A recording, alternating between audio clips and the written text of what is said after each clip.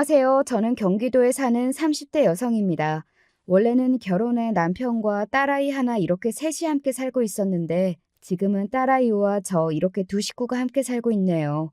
이렇게 되기까지 그동안 참 많은 일들이 있었습니다. 오늘은 그 일들에 대해 이야기해 볼까 합니다. 저는 이른 나이에 결혼했습니다. 엄청나게 이른 건 아니었지만 그래도 제 친구 중에서는 가장 이른 나이이긴 했어요.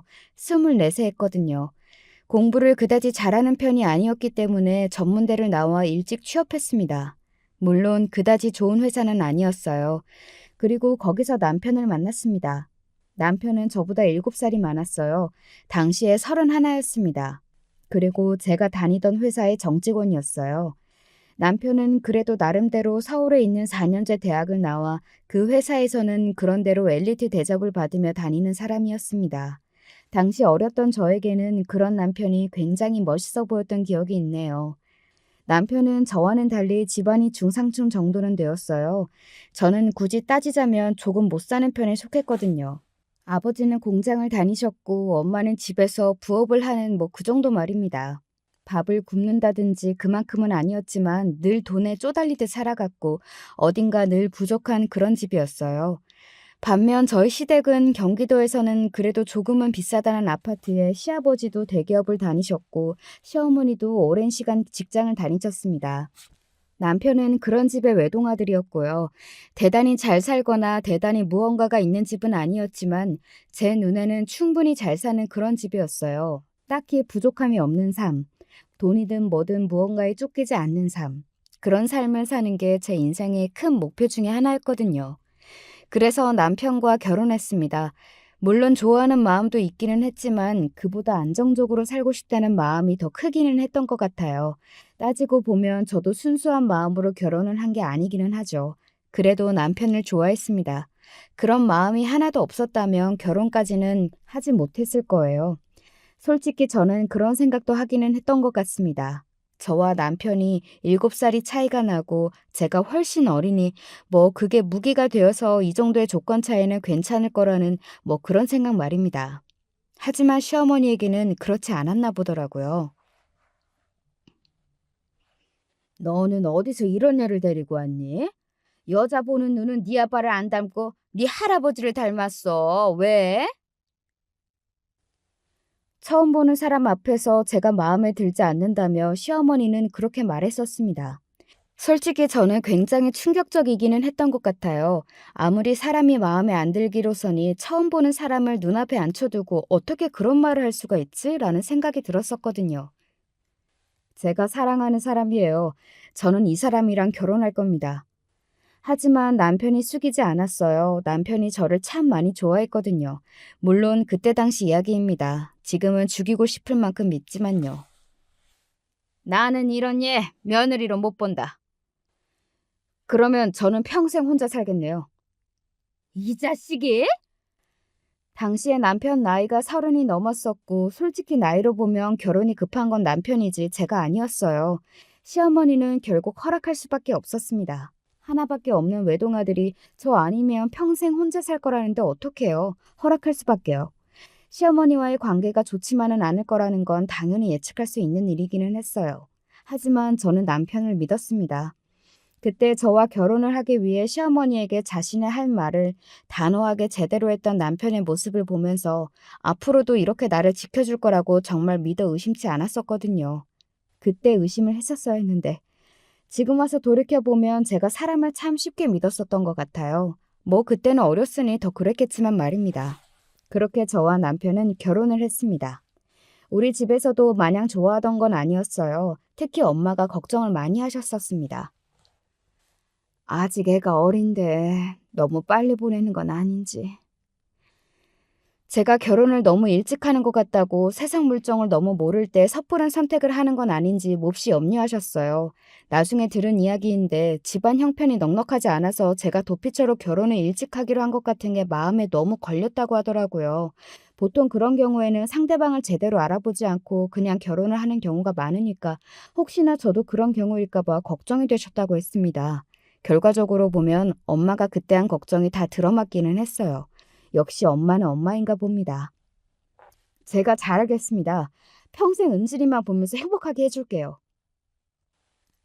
엄마는 끝까지 그런 남편의 모습을 썩 믿어하지는 않으셨다고 나중에 이야기하시더군요. 말을 번지르르 하게 잘하는 게 꼭 아버지를 닮았다고 말이죠. 엄마는 늘 아버지랑 결혼을 한 걸 후회하셨거든요. 하지만 아빠는 남편을 상당히 마음에 들어 하셨습니다. 그래, 사내라면 이런 결단력과 용기가 필요하지. 자네 같은 사람이라면 내가 믿고 우리 딸을 맡길 수 있을 것 같네. 둘이 아주 죽이 잘 맞는다고 당시에 그렇게 생각했던 것 같아요. 그게 불안하기는 했습니다. 저희 아버지를 제가 싫어했거든요. 가부장적이고 가족들을 자기가 부리는 사람들쯤으로 아는 그 태도 같은 것들 말입니다. 그래도 당시에는 그런 사람이라고 믿지 않았어요. 뭐 그러니까 결혼까지 할 수 있었던 거겠지만요. 당시에 이런 사람이는 걸 알았으면 제가 어떻게 결혼을 할 수 있었겠어요? 시어머니는 엄청나게 반대하시던 태도와는 달리 막상 결혼을 진행하는 과정에서는 그렇게 골지를 하지는 않으셨어요. 다만 한 가지 저도 걱정하고 엄마도 걱정한 조건을 하나 거시기는 하셨습니다. 당분간은 제가 애들을 데리고 사는 게 어떨까 합니다만. 네? 지금 당장 분가를 시키는 것보다 우리 애도 조금 더 돈을 모으고 또 며느리랑도 친해질 수 있기도 하고 여러모로 같이 사는 게 좋을 것 같아서요. 아무래도 남편의 직장이자 제 직장이었던 그곳이 월급이 많은 회사도 아니었던 데다가 남편이 돈을 막 모으는 타입의 사람도 아니었기 때문에 시댁에서 돈을 보태줘야지만 분가를 할 수 있는 상황이었거든요. 그런데 시댁에서 일단은 당장 자신들도 그 정도의 여유는 없으니 데리고 있으면서 상황을 좀 보다가 남편이 돈을 모으고 또 자신들이 조금 더 보탤 수 있을 때 나가 사는 게 어떻겠냐고 한 겁니다. 걱정 마세요. 2년 안에 나올 겁니다. 남편이 그렇게 말하는데 거기서 제가 싫다는 말을 어떻게 할 수 있었겠어요. 그냥 조용히 고개를 끄덕일 수밖에 없었습니다. 물론 저희 엄마는 정말 싫어라 하셨지만 뭐 분위기가 그렇게 되니 어쩔 수 없기도 했고 말이죠. 저는 그렇게 결혼하고 시집살이를 시작했어요. 그리고 그 시집살이는 생각보다 훨씬 더 험난했습니다. 너는 제대로 할 줄 아는 게 뭐니? 못 배워먹은 애들은 다 이유가 있다니까? 그 머리는 장식으로 달고 다니니? 너같이 무식한 엄마 밑에서 태어날 애가 불쌍해서라도 내가 너 끼고 살아야겠다. 폭력에 가까운 폭언들이 매일같이 쏟아졌어요. 그거 아세요? 처음에야 그런 말을 한 귀로 듣고 한 귀로 흘릴 수라도 있지. 그게 반복이 되면 정말 내가 그런 사람인가, 내가 정말로 그만큼 모자라나 이런 생각을 하게 된다는 건 말입니다. 그러고는 결국에 세뇌당해서 자존감이 바닥을 치고 내가 정말 모자라는구나 라는 생각을 하게 돼요. 제가 그랬거든요. 처음에는 내가 여기서 왜 이런 이야기를 듣고 있지? 라고 생각하던 순간들도 있어요. 하지만 어느 순간 내가 정말로 모자라서 이런 소리를 듣고 있구나. 정말로 시어머니나 남편이 아니었으면 나는 시집도 못 가고 구제불능으로 살았겠구나. 그런 생각들을 하게 되더라니까요. 그리고 늘 제 편이 되어줄 것 같던 남편도 어느 순간 변했습니다. 나 너무 힘들어. 네가 뭐가 힘들어. 집에서 하루 종일 놀기만 하면서. 내가 무슨 놀기만 해. 살림하는데. 살림이 일이야? 돈 버는 것도 아니고. 그리고 그마저도 어머니랑 같이 하잖아. 너같이 팔자편한 옆에 애가 어디 있다고 힘들대? 결혼이 3년이 지나가니까 그렇게 변하더라고요. 간도 쓸개도 다 빼줄 것까지 굴었던 남편은 더 이상 존재하지 않았습니다. 시어머니와 함께 저를 구박하고 쓸모없는 사람 취급하는 남편만 남았을 뿐 말이죠. 그리고 제가 딸아이를 낳고 나서는 그 구박과 폭언들이 날로 더 심해졌어요. 우리 집같이 손이 귀한 집에서 재수없게 첫째부터 딸을 낳아? 너는 정말로 마음에 드는 구석이라고는 없고 예쁜 짓이라고는 단 하나도 안 하는구나. 어? 죄송합니다. 그놈의 죄송합니다. 네 목소리도 듣기 싫으니까 내가 허락할 때까지 입도 뻥긋하지 마. 알겠어? 네. 뻥긋하지 말라고! 이렇게 글로 쓰면서 다시 떠올리니 제가 정말이지 굉장한 시집살이를 하기는 했던 것 같네요. 여러분들이 들으시기에도 그렇죠? 어떻게 저런 소리를 듣고 그런 취급을 받으면서 그 집에서 살 수 있었던 건지 다시 생각해도 정말 제가 대단하다는 생각이 들 정도네요. 뭘 몰랐으니 할 수 있었지 지금 하라고 하면 절대로 못할 것 같기는 합니다. 얼마나 더 나아? 시어머니는 하루라도 빨리 제가 둘째를 낳기를 바라셨지만 사람 일이라는 게 뜻대로 풀리지 않잖아요. 게다가 당시에 제 나이가 28, 남편이 35이었거든요. 임신이 안 된다면 저보다 남편이 더 문제가 있을 확률이 높을 것 같아서 한 번은 이렇게 이야기를 했던 적도 있었습니다. 병원 가서 같이 검사를 받아봤으면 좋겠어요. 라고 말이죠. 그랬더니 시어머니가 노발대발을 하시더군요. 지금 내 아들한테 문제가 있다고 생각하는 거야? 어? 아니, 그게 아니고 그게 아니기는 뭐가 아니야. 네 말이 그 말이잖아. 같이 검사를 받아보는 게 더 좋다는 의사 선생님의 말씀을 들어서요. 됐다. 임신이 안 되는 건 여자 문제일 확률이 더 커. 내가 봤을 때는 무조건 네 문제니까 네가 더 노력을 해라. 어디서 남자한테 산부인과를 가자는 이야기를 해? 저는 몇 번을 검사를 해도 별 문제가 없다는 것을 이미 이야기 다 들은 이유였거든요. 그래서 병원에서도 남편을 데리고 오라고 한 거라고 말이죠. 하지만 시어머니는 말도 안 되는 소리를 하며 우겼습니다. 그러다 결국 1년이 지나도 아무 소식이 없자 남편에게 넌지시 병원 한번 가보라는 이야기를 하시더군요. 그리고 간 병원에서 남편이 문제가 있는 것으로 결과가 나왔습니다. 이른 나이가 아니기는 해도 임신이 안 될 나이는 아닌데 지금 정자의 움직임을 보면 또래 다른 남성분들에 비해 숫자도 활동력도 상당히 적고 약하거든요. 이런 경우에는 자연 임신이 되지 않을 확률이 훨씬 크다고 봅니다. 남편은 어딘가 굉장히 충격을 받은 얼굴이었어요. 첫째인 딸도 그래서 3년이나 걸렸구나 하는 생각이 바로 들더라고요. 그때도 임신이 늦게 되어서 시어머니에게 저만 늘 엄청난 소리를 들었었는데 말입니다. 그리고 그 소식을 저는 바로 시어머니에게 전달했어요. 뭐라고? 아휴, 그럴 리가? 사실 시어머니도 임신이 잘 되지 않아 남편 하나만 가진 거였거든요. 아마 시아버지도 비슷한 이유가 있지 않으셨을까 저는 속으로만 생각했습니다. 저는 시어머니도 속으로 분명히 그런 생각을 하셨을 거라고 생각해요. 하지만 저에게는 티를 내지 않으셨죠. 그게 뭐든 제 탓을 했어야 했으니까 말입니다. 그러게, 첫째는 아들을 낳았어야지. 그러면 둘을 못 낳아도 아무런 상관이 없었잖아. 왜 딸을 낳아서는? 아이고, 이를 어쩌면 좋아. 더 이상 애를 못 가질 수도 있는데 하나 있는 자식이 딸이라니. 이제는 그렇게 제 탓을 하시더군요. 그리고 나서 저와 남편은 시험관 시술을 몇 번 받았지만 아이가 쉽사리 들어서지는 않았습니다. 지금 생각해보면 제 몸이 많이 망가지기는 했어도 그때 아이가 들어서지 않은 게 천만다행이라는 생각도 드네요. 지금 저와 제 남편이 어떻게 헤어지게 되었는지를 생각해보면 말입니다. 아이를 가지지 못하는 날들이 길어질수록 시어머니는 저에 대한 폭언과 괴롭힘이 점점 더 심해졌고 저는 정말 하루하루를 버틴다는 마음으로 살았던 것 같습니다. 어느 정도였냐면 만약 저에게 딸아이가 없었다면 저는 진작에 그 집을 뛰쳐나오거나 좋지 않은 선택을 했을지도 몰라요. 그 정도로 저를 향한 시어머니의 괴롭힘은 심했습니다. 아들도 못 낳은 게 어디서 앉아서 밥을 먹어? 아들도 못 낳은 게 지금 잠이 오니? 이런 먹고 자는 문제로도 시비를 걸고 괴롭히기 시작하니 정말 눈물이 나오더라고요.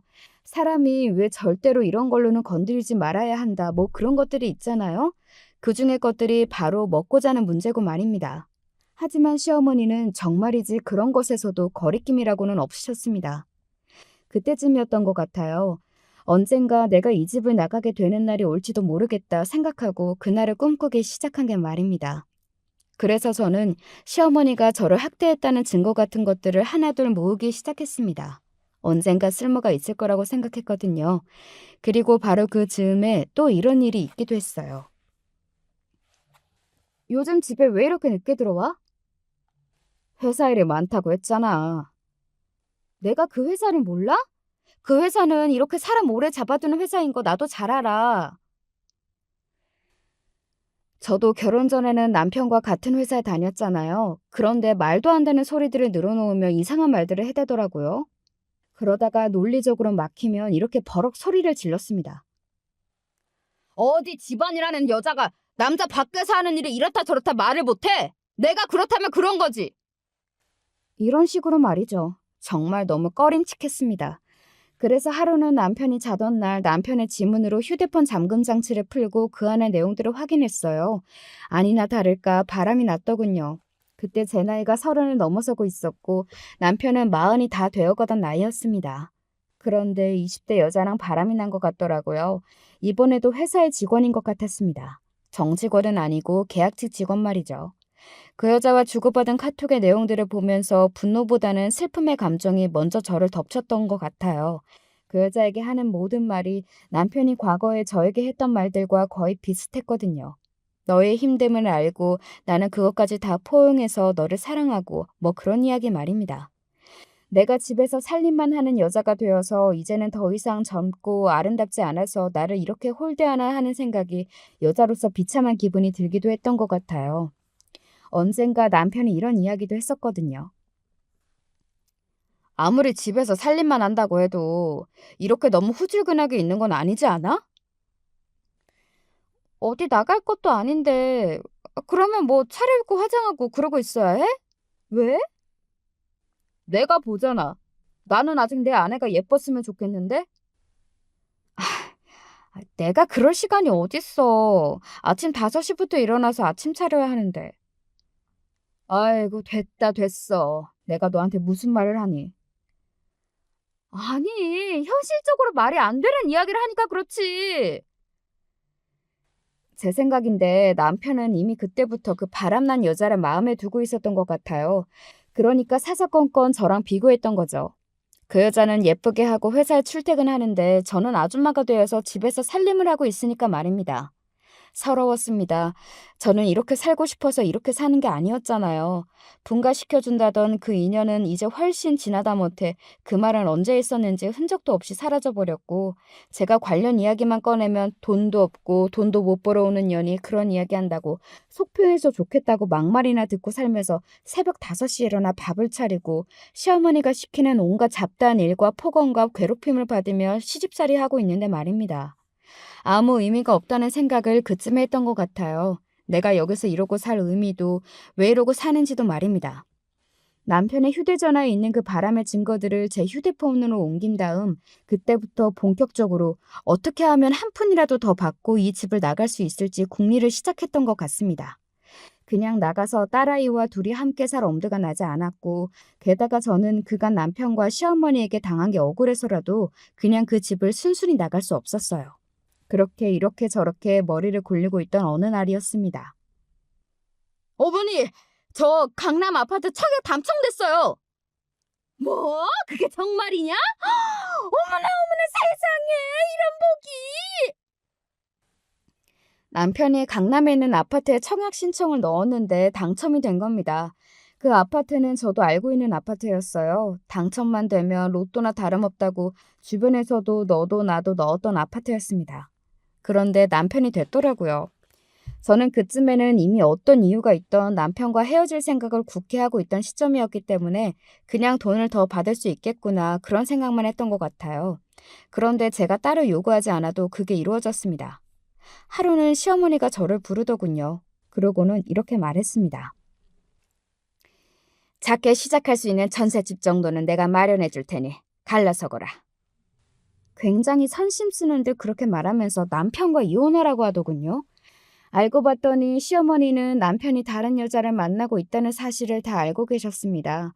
그리고 남편이 그 여자와 새 출발을 하고 싶어 한다는 것도 말이죠.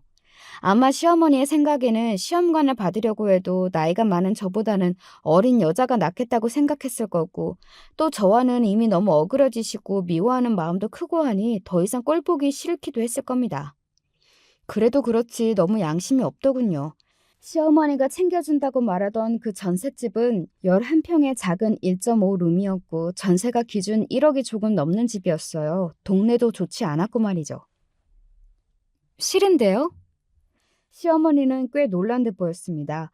시어머니의 입장에서는 그만큼 저에게 굉장히 많이 챙겨주는 거라 생각했을 거고 또 평소에 고분고분 말을 다 듣는 사람이었으니 이번에도 조용히 받고 떨어질 줄 알았는데 싫다는 말이 나왔으니 말이죠. 뭐라고 했냐? 너 방금 싫다고 했냐? 네, 싫다고 했어요. 아니, 너 같은 애한테 이 정도나 준다고 하면 감지덕지하고 받아서 나갈 것이지. 지금 이게 어디서 주제도 모르고.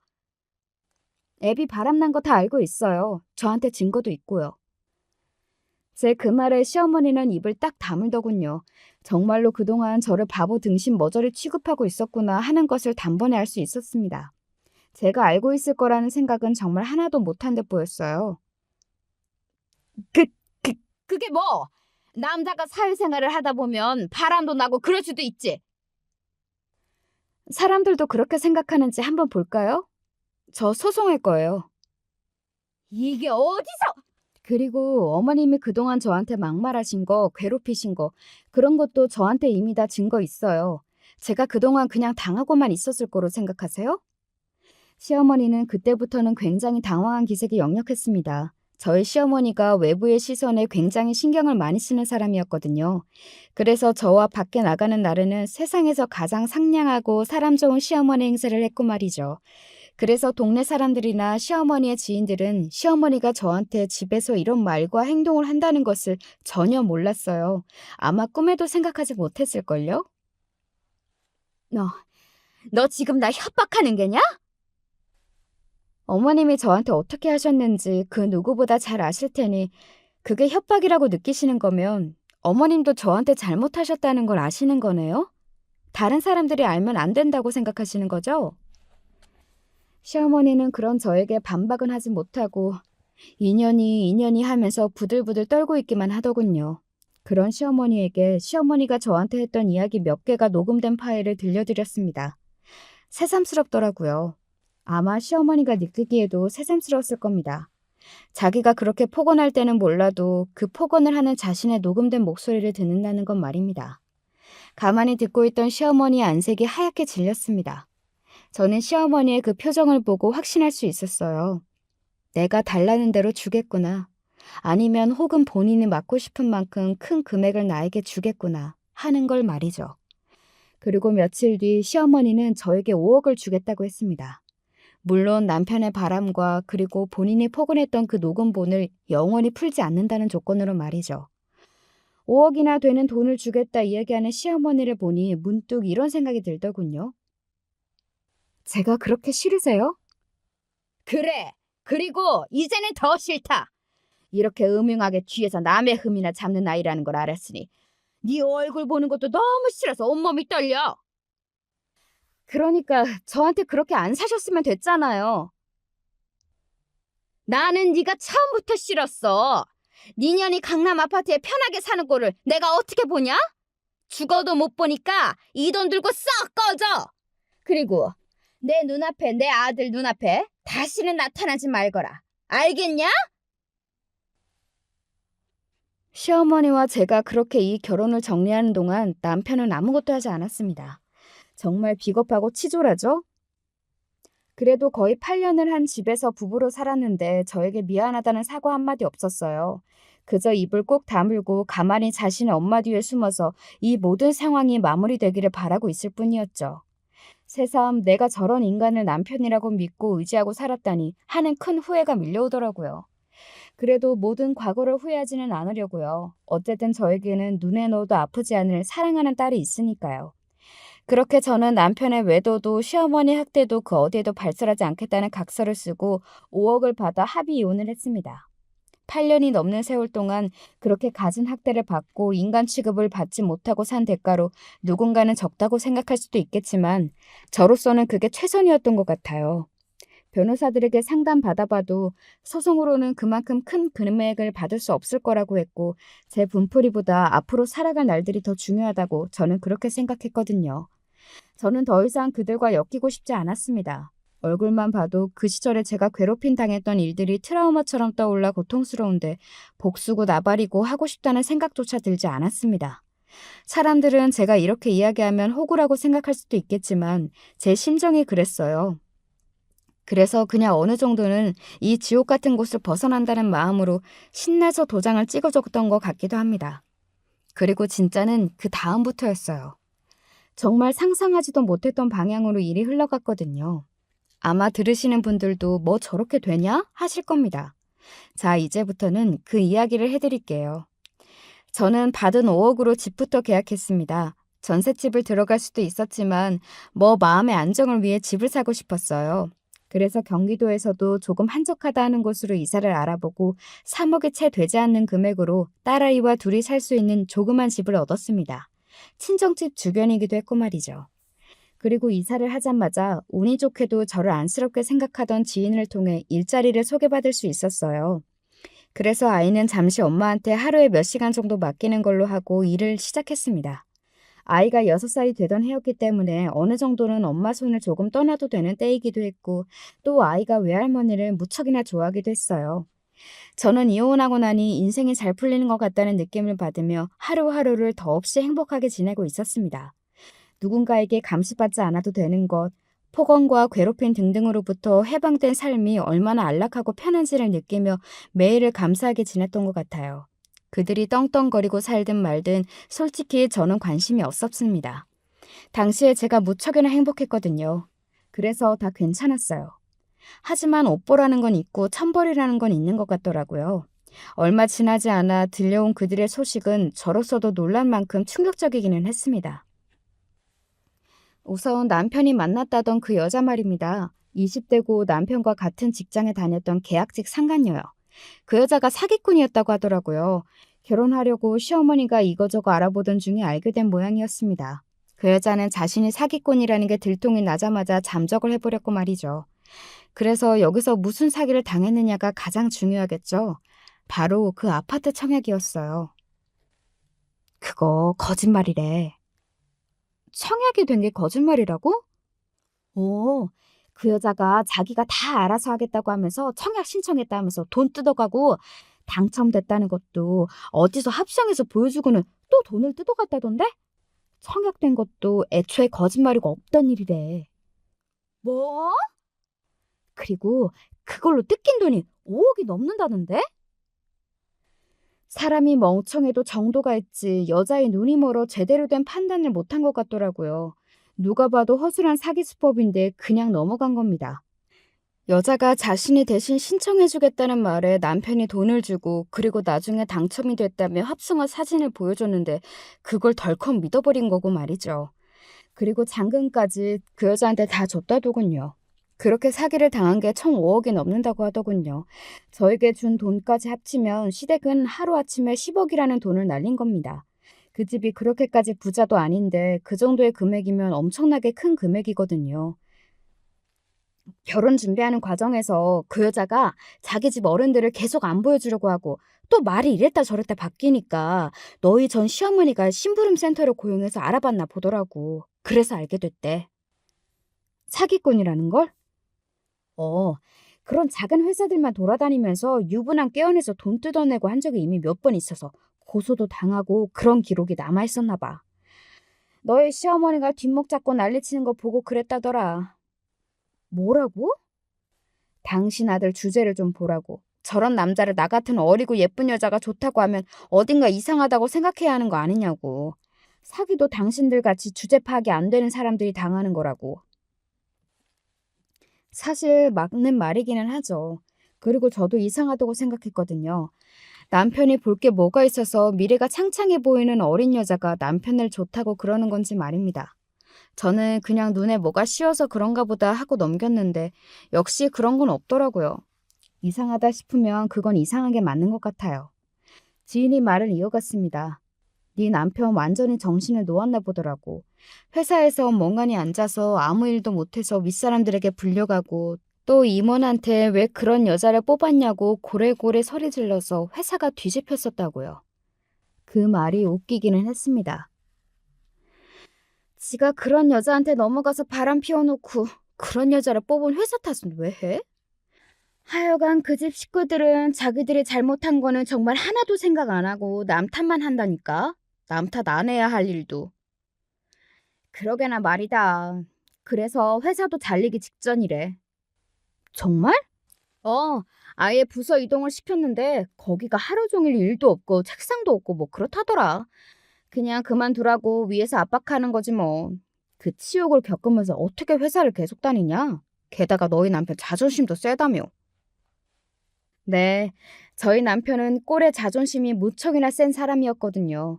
흔히들 이야기하는 그 가오가 죽는 게 싫다며 매번 부부동반 모임에도 저를 데리고 나가지 않았습니다. 뭐 다른 집 아내들은 관리도 잘해서 예쁘고 어쩌고 하면서 말이죠. 제가 아는 남편은 본인이 회사에서 그런 취급을 받는다면 얼마 버티지 못하고 금방 그만두고 나올 게 뻔한 사람이기는 했어요. 그 회사를 나와서 그 나이에 다시 어디를 갈 수 있을지는 모르겠지만 그런 냉정한 현실 파악과는 거리가 먼 사람이기도 했고 말입니다. 그리고 이번에는 또 다른 사람에게 들은 이야기인데 시어머니가 저를 학대했다는 것도 동네 파다하게 소문이 다 났다고 하더군요. 저는 정말로 소문을 낸 적이 없었거든요. 그래서 그게 어떻게 났나 했는데 사실은 동네 사람들도 은연중에 다 알고 있었나 보더라고요. 어딘가 늘 기가 죽어있는 제 모습과 간간히 집안에서 들리는 시어머니의 날카로운 고함 소리 같은 거로 말이죠. 그리고 결정적으로 딸아이가 당시에 다니던 어린이집 선생님께 이런 말을 했다는 걸 들었습니다. 저는 그 말을 듣고 가슴이 참 많이 아팠던 게 기억이 나네요. 글쎄, 미나가 자기 할머니가 맨날 자기 엄마 아야하게 한다는 이야기 들었어요? 그거 아무래도 미나 어머님이 시어머님께 학대당한다는 말 같죠? 어딘가 늘 기가 죽어 보이고 힘이 없는 모습으로 다녔던 제 태도에 그 소문이 더해져 동네 아줌마들 중심으로 그 소문이 빠르게 더 살이 붙어져서 퍼졌다고 하더군요. 제가 이혼을 하자 그 소문은 더더욱 크게 퍼졌고 남편이 젊은 여자에게 사기를 당했다는 소식까지 들리자 그 소문은 더더욱 신빙성이 생겼고 말입니다. 제가 딱히 복수를 하지 않아도 딱히 무언가를 손쓰지 않아도 그 사람들이 가장 두려워하는 것, 그 이상으로 그 인간들은 되받았어요. 시어머니는 자신이 제일 두려워하던 평판에 금이 가는 일이 생겼고 그건 남편도 마찬가지였습니다. 게다가 두 사람이 그렇게 사죽을 못 쓰던 돈까지 10억이나 날렸잖아요. 저한테 5억, 그리고 그 사기꾼 상간녀한테 5억 말이죠. 한동안은 시어머니도 남편도 정신이 나가서는 그 여자를 잡으러 다닌다는 이야기를 들을 수 있었습니다. 그런데 그게 어디 말처럼 쉽나요? 작정하고 사기를 치고 작정하고 돈을 들고 숨어버린 사람을 무슨 수로 어떻게 찾냐고요. 게다가 찾는다고 해서 그 돈을 다 돌려받을 수 있다는 보장도 없고 말이죠. 제가 아는 그들이라면 지금 정신병이 오기 일보 직전일 거라는 생각이 들었습니다. 그리고 얼마 지나지 않아 남편이 스스로 회사를 그만뒀다는 이야기를 들을 수 있었습니다. 딱 예상대로였어요. 그 자존심에 그 성격에 자신을 그렇게 대접하는 회사를 오래 다닐 수 있을 리 없었습니다. 그때쯤 한 생각이 있어요. 언젠가 나를 찾아올 것 같아. 에이, 설마 아무리 그래도 사람이라면 그러면 안 되지, 염치가 있으면. 염치가 있는 인간들이고 사람이었으면 나한테 그런 짓을 할 수 있었겠어? 이제 본인들이 준 5억이 생각나겠지. 그리고 나는 우습게 보니까 잘 꼬여내면 다시 합칠 수도 있을 거라고 생각할걸? 내가 그 사람들 제일 잘 알아. 지금 무슨 생각을 하고 있을지 너무 뻔해. 그리고 저의 그 예상은 바로 적중했습니다. 지인과 그런 내용의 대화를 나눈 지 얼마 지나지 않아서 시어머니와 남편이 저를 찾아왔거든요. 전혀 놀라지 않았어요. 오히려 올 것이 왔구나 하고 생각했지 말입니다. 예상하고 있던 바였으니까요. 여보, 내가 미안해. 남편이 올 듯한 표정으로 저를 보며 그렇게 이야기하더군요. 남편과 시어머니는 제가 다 알고 있다는 사실은 몰랐습니다. 당신이랑 헤어져 보니까 당신이 그리고 우리 미나가 얼마나 소중한지 너무 잘 알겠더라. 나 정말 반성 많이 했으니까 다시 한번 기회를 줘. 응? 그래. 아니, 남자가 이렇게까지 숙이고 사과하는데 받아주렴. 응? 아니, 너도 여자 혼자 살기 힘들지 않겠니? 애 키우는 거나 여러모로. 저는 그런 그들을 보고 픽 비웃었어요. 남편과 시어머니는 그런 제 표정에 1차적으로 놀란 듯 보였습니다. 제가 그렇게 나올 거라고는 상상조차 못한 듯 보였어요. 정말 양심 없죠? 왜? 그 사기꾼이 도저히 잡힐 것 같지가 않아? 그런 제 말에 남편이 움찔하더군요. 시어머니도요. 당신이 그걸 어떻게... 당신은 내가 아직도 아무것도 모르는 사람처럼 보여? 당신 그 여자랑 결혼하려다가 사기당해서 5억 넘게 날렸다며? 그 청약 당첨된 것도 다 그 여자가 친 뻥이고. 아니 여보, 그거 아니라도 나는 당신의 제일 소중... 어디서 여보 소리가 나와? 너랑 나랑 도장 찍은 거 기억 안 나? 남남이라고! 남편은 제 그 단호한 태도에 놀란 듯 했습니다. 그리고 그건 시어머니도 마찬가지인 듯 보였어요. 저는 시어머니에게 하고 싶었던 말을 하기 시작했습니다. 방금 그러셨죠? 여자 혼자 살기 힘들 거라고, 아이 키우기 힘들 거라고. 아니요. 저는 지금 세상 그 어느 때보다 행복해요. 매일 아침 어머니의 그 포근에 잠에서 깨지 않아도 돼서 행복하고, 잠을 자는 것도 먹는 것도 심지어는 화장실에 가는 것도 어머니 눈치를 보던 시절에서 벗어나서 이제 숨을 쉬고 사람 사는 것 같다고요. 그거 아세요? 저 그 집에 살 때는 하루에도 12번 죽고 싶었던 거? 아니, 내가 뭘 얼마나 그렇게 했다고. 뭘 얼마나 그렇게 해요? 사람이 양심이 있으면, 그리고 생각이 있으면 내가 다시는 그 집에 돌아갈 거라고 생각을 한다는 것 자체가 말이 안 되지 않아요? 아무리 바보고 아무리 멍청해도 어떻게 내가 그 집에 다시 기어들 거라고 생각하냐고요. 자신들이 한 짓을 모조리 까먹지 않는 이상. 시어머니는 여전히 조금은 억울한 표정이었지만 아무 말도 하지는 않았습니다. 저는 차라리 밖에서 죽으면 죽었지 그 집으로 다시 돌아갈 일은 없어요. 그러니까 포기하시고 돌아가세요. 인제 와서 이러시는 거 저한테 준 5억이 아까워서 그러시나 본데, 그게 제가 다 알아보니까 다시 받아가실 수 없는 돈이에요. 그니까 포기하세요. 그렇게 이야기하고 그 자리에서 벌떡 일어서서 나왔습니다. 뒤에서 저를 부르는 남편의 목소리가 들려왔지만 돌아보지도 않았어요. 저는 그들의 얼굴을 보고 있는 것만으로도 숨이 턱턱 막혀왔거든요. 제가 그렇게까지 이야기했는데도 남편과 시어머니는 얼마간은 계속 저를 포기하지 않았습니다. 정확히는 저를 포기하지 않은 게 아니라 저한테 준 돈이 자꾸 생각이 났던 거였겠죠. 그때는 그 강남에 엄청나게 비싼 아파트에 들어간다고 생각하고 5억쯤이야 하며 준 걸 텐데 지금은 그게 아니었으니까요. 남편은 수시로 저를 찾아와서 너밖에 없다는 둥, 우리 세 식구 함께 살자는 둥, 이런 말도 안 되는 소리들을 해댔습니다. 세상 어느 천지에 그런 말을 믿을 여자가 있냐고요. 그리고 이제는 다 늙어빠진 그 남자는 말입니다. 취직 자리를 알아보고 있는 것 같았지만 경력이 많은 것도 아니었고 전 회사에서 좋지 않은 일로 쫓기듯 잘린 거라 그런지 취업이 안 되는 것 같더라고요. 그런데 돈은 다 날려먹었으니 일을 구하긴 했던 상황이었고 말입니다. 그것 때문에 시어머니와 남편이 하루가 멀다고 싸우는 바람에 주민들이 저 집 엄마랑 아들은 맨날 첫날 싸우냐, 며느리 없으니까 이제 아들을 잡냐, 뭐 그런 말까지 한다고 들었습니다.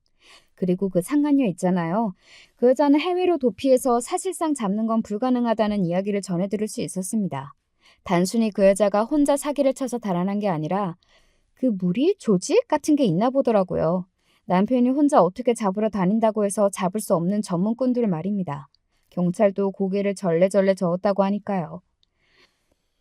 아마 잡는다고 해도 돈은 이미 그 여자 손에 없을 겁니다. 이미 다 빼돌려서 다른 곳에 넘긴 상태일 거니까요. 이런 전문꾼은 잡는다고 해도 돈을 받을 수 있는 확률은 거의 없다고 보시는 게 맞아요. 그 말을 듣고 시어머니와 남편이 절망했다고 들었습니다. 시어머니는 경찰서 바닥에 주저앉아서 땅을 치며 울었다는 이야기도 전해 들었고 말이죠. 이런 걸 보면 업보라는 게 정말로 있나 싶기도 해요. 그리고 또 그런 게 있다고 느낀 것 중에 하나는 바로 이거였습니다. 너 들었니? 뭘? 너 사는 집 거기 재개발 들어간대. 제가 이혼을 하는 조건으로 5억을 받아 샀던 그 집 말이에요. 원래는 거기가 재개발 구역이 아니라 다른 곳이라고 소문이 돌아서 다른 곳의 집값은 엄청나게 뛰고 상대적으로 저희 집이 있는 곳은 값이 내려가서 제가 더 싼 값에 살 수 있었던 거였거든요. 그런데 소문이 돌던 그 구역이 아니라 저희 집이 있는 구역으로 발표가 났다는 겁니다. 그것도 저희 집이 정말로 한가운데 중심가였어요. 거의 7배가 넘는 보상금을 받게 될 거라고들 하더군요. 제가 살고 있던 집은 위치가 좋아서 더 받게 될 수도 있다는 이야기를 들을 수 있었습니다. 그게 거의 10억에 가까운 돈이었어요. 내가 그동안 너무 고생해서 하늘이 나를 가엾게 여기고 이런 선물을 보내주시는 건가 하는 생각까지 들 정도였습니다. 그 재개발뿐만 아니라 이혼하고 정말 모든 게 잘 풀렸었거든요. 심지어 친정 부모님마저도 말입니다. 친정 부모님이 살던 집도 바로 옆에 도로가 생기면서 가격이 3배가 뛰었거든요. 저도 지인이 소개해준 그 직장에서 일을 굉장히 잘한다는 이야기를 들으며 연봉까지 협상할 수 있게 되었으니까 말이죠. 정말 행복한 나날들이었습니다. 진작에 왜 이혼하지 않았는지, 뭐가 그렇게 겁이 났던 건지, 과거에 제가 정말로 바보 같고 한심하다고 여겨질 정도는 말이죠. 그리고 그 재개발 소식은 얼마 지나지 않아 시어머니의 귀에 들어갔습니다. 득달같이 저를 찾아왔거든요. 내가 준 돈으로 그렇게 큰 돈을 벌게 된 거니까 나한테도 나눠줘야지 않겠니? 그게 당연한 거지. 이런 말도 안 되는 소리를 하루 말이죠. 그게 당연한 거라뇨? 그 5억은 저한테 주신 거고 도장 찍고 합의까지 다 한 제 돈이잖아요. 그 돈으로 산 집이 가격이 오른 건데 그걸 왜 제가 어머니한테 드려야 하는 거죠? 어머머머머, 얘 말하는 것 좀 봐. 양심이 없네. 제가 양심이 없다고요? 어디 한번 동네 사람들 다 불러놓고 이야기해 준 다음에 누가 더 양심이 없는지, 지금 누가 억지를 부리고 있는 건지 물어볼까요? 너 이렇게 독한 애였니? 제가 독한 게 아니라 어머님이 너무 말도 안 되는 이야기를 하시는 거잖아요. 지금 무슨 소리를 하고 있는지 본인이 자각하고 있긴 하세요? 그렇게까지 이야기해도 시어머니는 도저히 돈이 포기가 안 되는지 계속해서 저한테 얼마를 달라고 요구하셨습니다. 그것도 참 기가 차다 못해 웃겼던 것 같아요. 처음에는 5억을 달라고 했다가 씨알도 안 먹히니 그 다음에는 3억을 달라고 했다가 요즘은 그러면 1억이라도 달라고 이야기하더라고요. 진짜 너무 웃기고 기가 차지 않나요? 법적으로 하세요, 법이요. 저는 그리고 그럴 때마다 법으로 해결하자는 것으로 답변하고 있습니다. 법적으로는 저는 아무 문제가 없다는 걸 이미 숱한 변호사들과의 상담으로 다 이야기를 들은 다음이었거든요. 아마 시어머니도 그걸 알아서 저한테 저렇게 억지를 부리는 걸 테고 말이죠. 저에게 이혼하라고 했을 때, 그리고 강남 그 청약 아파트와 20대라는 남편의 그 상간녀의 눈이 멀었을 때는 이런 결과는 시어머니도 상상조차 하지 못했을 겁니다. 그리고 지금 시어머니의 심정은 제가 그 누구보다 잘 알 수 있어요. 그 사람의 성격을 가장 잘 아는 게 저는 저라고 생각하거든요. 아마 시어머니는 지금쯤 분한 심정에 잠도 제대로 자지 못하고 있을 게 너무나 눈에 선하게 보였습니다. 자신을 속이고 나른 그 사기꾼 상간녀도, 그리고 이혼하고 너무 잘 살고 있는 저도 너무 화가 나고 생각하는 것만으로도 분이 차오를 거예요. 보통 제대로 된 사람이라면 그래도 자신의 업보가 있고 자신과 아들의 잘못으로 일어난 일이니 그만 잊고 새롭게 살아보자라는 생각을 할 텐데, 시어머니와 남편은 그게 되는 사람들이 아니었습니다. 아니, 애초에 그게 되는 사람들이었다면 저에게 그런 짓을 하지도 않았겠지만요. 아마 시어머니와 남편에게는 잘 사는 제가, 그리고 어쩌면 영원히 잡히지 않을 그 사기꾼 상간녀가 평생 감옥과 같은 고통을 줄 거로 생각합니다. 떠올리고 생각할수록 화가 나고 분하겠지만 어떻게 할 수 있는 방법이 없으니까요. 게다가 계속 되새김질하며 떠올릴 테고요. 그런 그들을 생각하면 더더욱 행복하게 살아야겠구나 하고 매번 다짐하게 되는 것 같아요. 그게 최고의 복수라는 걸 제가 그 누구보다 잘 알고 있으니까요. 저는 이제 그만 여기서 사연을 줄여야 할 것 같네요. 어떻게 들으셨는지 모르겠어요. 재미있고 또 속 시원한 이야기가 되었으면 좋겠습니다. 많은 분이 그렇게 들어주셨으면 하는 마음으로 썼거든요. 그리고 저는 이제 어느 정도 마음의 정리가 다 되었어요. 상처도 치유가 되었고요. 아마 그러니 이 이야기를 남에게 할 용기도 생긴 거겠죠. 다음 달에 친정 부모님과 집을 합쳐 이사하기로 했습니다. 여러모로 같이 사는 게 더 좋을 것 같아서요. 제가 받은 보상금과 부모님이 받은 보상금으로 동네에서 가장 좋다는 아파트를 계약했거든요. 아마 이 소식도 시어머니는 들었을 겁니다. 그리고 무진장 배 아파하시겠죠. 요즘 장마가 시작됐는지 비가 엄청 많이 오는 날이 잦더라고요. 우산 꼭 챙겨 다니시고 여름에는 냉방병도 조심해야 하는 거 아시죠? 언제 어디서나 건강이 최우선이니까 늘 건강 챙기면서 사세요. 그래야 좋은 날도 오고 하더라고요. 끝까지 들어주셔서 감사합니다.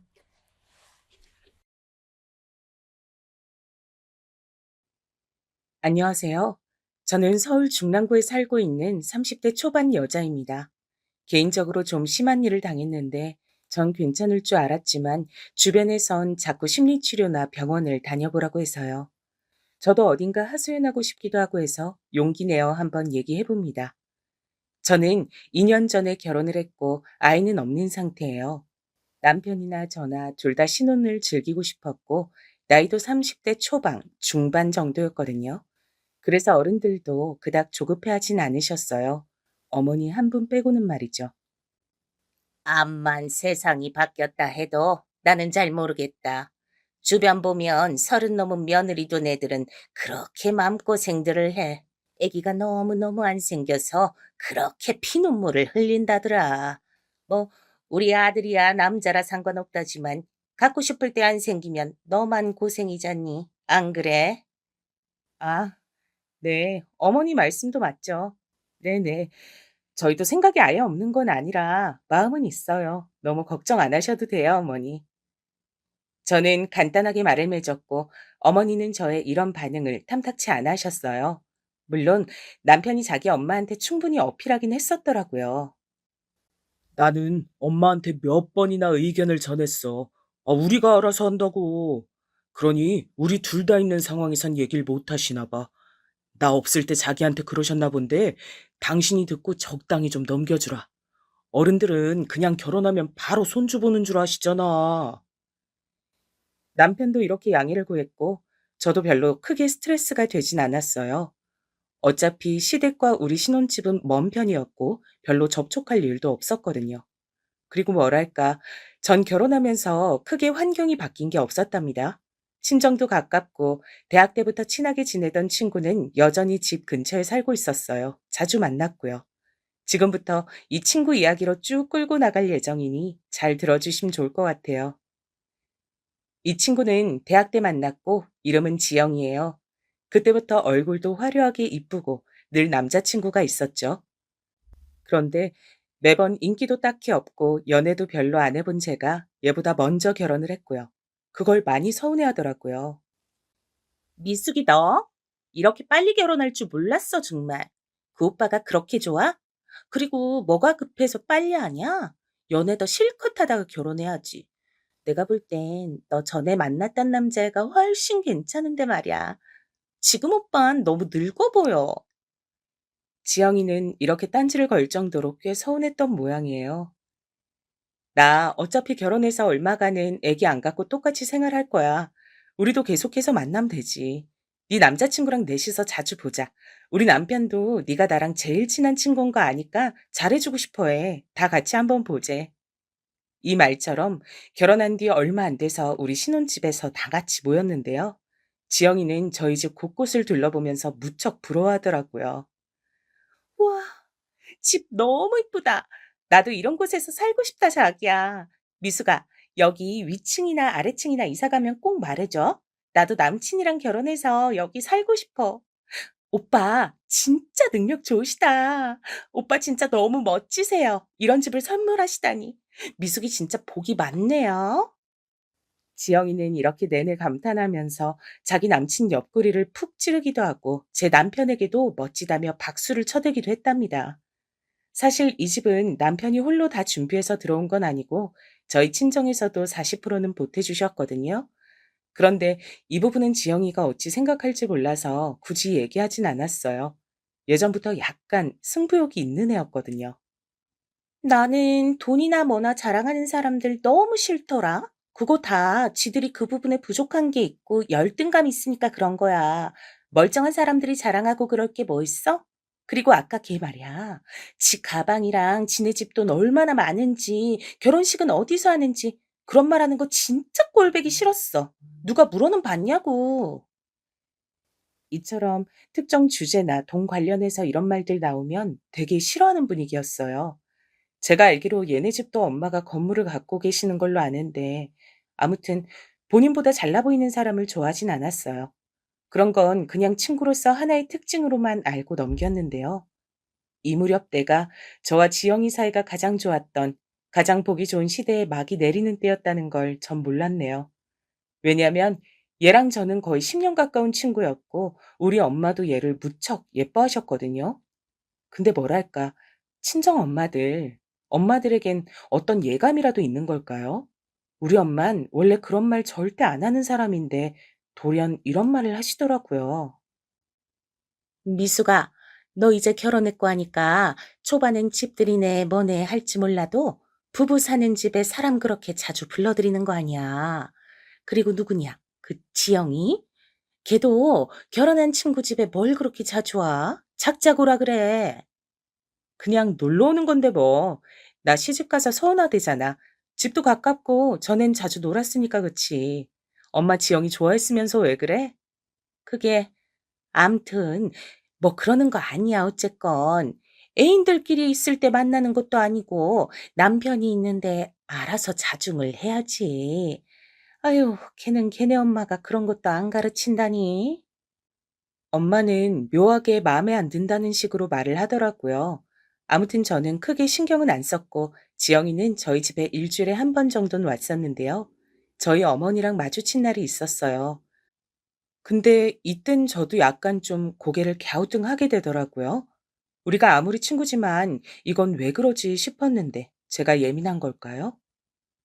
어머, 어머, 미숙이 어머님이시구나. 아, 그럼 창우 오빠 어머님이신 거죠? 우와, 진짜 창우 오빠랑 어머님이랑 너무너무 닮으셨다. 오빠가 어머니 닮아서 그렇게 잘생겼던 거네요. 이렇게 뵈니까 너무너무 반가워요. 저는 평소에 어머니에게 꽤 무뚝뚝하고 일상적인 대화를 잘 안 하는 편인데요. 지영이가 저희 어머니께 착 달라붙어서 조잘조잘 수다를 떠는 거예요. 친구 시어머니인데 저랑 우리 어머니 사이가 그렇게 좋은 것도 아닌데 약간 이상하게 느껴지더라고요. 저도 어머니라고 불러도 되죠? 미숙이랑 창호 오빠 둘 다 아는 사이고 오빠 어머님이시니까요. 여기 같이 앉으세요. 미숙아, 내가 커피 내릴까? 우리 아까 먹던 빵 그거 다시 잘 나오자. 여기 이 그릇 꺼내면 되지? 이러면서 되게 싹싹하게 구는데 평소 저희 엄마한테도 그러긴 했지만 이때 대상은 우리 시어머니잖아요. 보통은 그냥 인사하고 슬쩍 거리를 두지 않나요? 저희 어머니는 또 본인 며느리 같지 않고 입 안에 혀 마냥 살갑게 구는 지영이를 보고 그게 마냥 기분 좋으셨나 봐요. 같이 앉아서 얘기를 하시는데 아예 대놓고 이렇게 말씀하시더라고요. 아이고, 맨날 딱딱한 우리 며느리 옆에 이렇게 재간둥이 친구가 있었네. 아가씨는 얼굴도 그렇게 이쁘게 생겨서 어쩜 이렇게 상냥하고 착해? 내가 얘네 집 와서 여기 앉아서 대접받아 보긴 또 처음이네. 아들네 와서도 맨날 문 앞에 반찬만 놓고 갔는데 말이야. 이거 참 의도치 않게 저라는 사람을 가운데 두고 뭔가 지영이랑 비교되어지고 있는 거예요. 지영이는 곧장 저를 감싸긴 했지만 이 흐름은 참 기분이 안 좋더라고요. 에이, 어머니, 그렇게 말씀하지 마세요. 우리 미숙이도 마음이 얼마나 따뜻한 앤데요. 저한테도 맨날 결혼 잘했다고 저보고 빨리 결혼하라 그랬어요. 너무너무 행복하다고 그랬고요. 앞으로 자주 오시면 되죠. 이거 빵, 이 부분 맛있어요. 드셔보세요, 어머니. 이런 식으로 앉아 있다 보니 어느새 저는 슥 일어나서 집의 다른 부분들을 정리하게 되었고, 지영이는 저희 어머니랑 앉아서 우리 남편 얘기를 하고 있는데 참 너무 이상한 그림인 거예요. 본의 아니게 이때 제 안에서 묘한 감정이 들더라고요. 아무튼 어머니는 그렇게 1시간가량 앉아있다 집에 가셨는데요. 그날은 저도 바빠서 곧 나가느라 그럭저럭 잊어버렸어요. 헌데 며칠 뒤에 황당한 전화를 받은 거예요. 어머니로부터 말이에요. 응, 그래, 집이니? 그때 그 네 친구 말이야. 우리 집에다가 과일을 보냈더라고. 아, 저번에 나한테 뭐 어머니, 어머니 어쩌고 하면서 친하게 지내고 싶다고 뭐 보낸다더니 진짜 보냈지 뭐야. 이거 고맙긴 한데 나도 어떻게 답례를 해야 하나? 전화했는데 바쁜지 안 받네. 네가 대신 고맙다고 인사 좀 전해라. 전 이 내용을 듣고 순간 너무 놀랬고 곧장 전화해서 물어봤어요. 그랬더니 얘는 너무 발랄하고 밝게 반응을 하는 거예요. 응, 맞아. 그날 내가 어머니 현관까지 모시다 드리면서 번호도 교환했지. 에이, 왜? 창호 오빠도 내가 알고 너희 시어머니시니까 우리 할머니네 농장 사과 보내드리려고 연락처 받은 거야. 내가 말 안 했던가? 아마 바빠서 잊어버렸나 보다. 그런데 저는 이 반응이 왠지 마음에 안 들어서 약간은 가시가 돋은 채로 말을 하게 되었어요. 저기, 지영아. 암만 그래도 이건 내 개인적인 관계인데, 너 마음은 알겠지만, 난 시댁 같은 섬세한 관계는 그런 부분까지 친구랑 공유하고 싶지가 않아. 나랑 어머니 관계도 있고, 다 각각 입장이 있는 건데. 게다가 나한테 말도 안 해줬잖아, 너. 나 되게 놀랐어, 어머니한테 듣고. 그러자 지영이는 세상도 별일 아니라는 듯 너무나 천진난만하고 밝게 바로 사과를 하는 거예요. 제가 어떻게 반응하는 게 좋았을까요? 어머, 어머, 난 진짜 뭐 너 곤란하게 할 뜻 아니었는데? 내가 너무 오지랖이 넓었나 봐. 그냥 너랑 창호 오빠 내가 다 좋아하는 사람들이니까 그런 건데. 내가 너 불편하게 했으면 이제 연락 안 할게. 미안, 미안. 이렇게 나오니 저도 불쾌했던 기분을 어떻게 더 해소하기도 그렇고 그냥 넘겼어요. 남편도 나중에 알았는데 제가 예민한 거라고 하더군요. 지영 씨, 워낙 활발하고 사람 좋아하잖아. 나도 아까 엄마가 전화해서 그 얘기 하더라고. 엄청 싹싹하고 밝대나. 아, 그냥 자기가 너무 뭐라고 그런 거 아니야? 말 맞다나 자기랑 나 생각해서 그랬다잖아. 친구가 좋은 마음으로 한 건데 괜히 어색해지게 그러지 마. 우리도 뭐 받은 셈이니까 담례나 하자. 이 말을 듣고 저도 제가 괜히 쫌생이처럼 군 건가 싶어 좀 불편해지더라고요. 여지껏 지내오면서 제가 싫은 소리를 그렇게 대놓고 한 적은 없었으니까요. 그렇게 해서 우리 남편과 셋이서 밖에서 저녁을 먹게 됐는데 전 이날 불러놓고 조금 후회하게 됐어요. 잠시 미안한 마음을 가졌던 게 무색할 정도로 이날 절 불편하게 만들었거든요. 오빠. 저 그래서 요즘 남친이랑 사이 별로 안 좋아요. 그날 오빠네 왔을 때도 표정 뚱한 거 있죠? 자기는 이런 집 해올 능력이 안 된다면서 그렇게 마음에 들면 창호 오빠한테 시집가라고 화를 막 내는 거예요. 그래서 제가 그랬죠. 창호 오빤 이미 미숙이랑 결혼했는데 어떻게 하냐고요. 이 장난이 기분 나빴는지 지금 완전 삐졌어요. 그러자 남편은 순간 당황하는 듯 하더니 얼굴이 빨개지는 거 있죠. 저는 얘가 너무 무례하다고 생각했는데 왜 남편 반응은 저런 거냐고요. 이거 안 되겠네. 나는 몸이 하나인데 외동이라 닮은 동생 소개시켜줄 수도 없고 말이야. 그런데 그 친구도 참 주영 씨 정도면 남자들이 줄을 서고 앞다퉈 집해오고 뭐 해줄 텐데 그렇게 속 좁게 굴면 어떡해? 여자친구가 홧김에 확 헤어지자고 하면 어쩌게?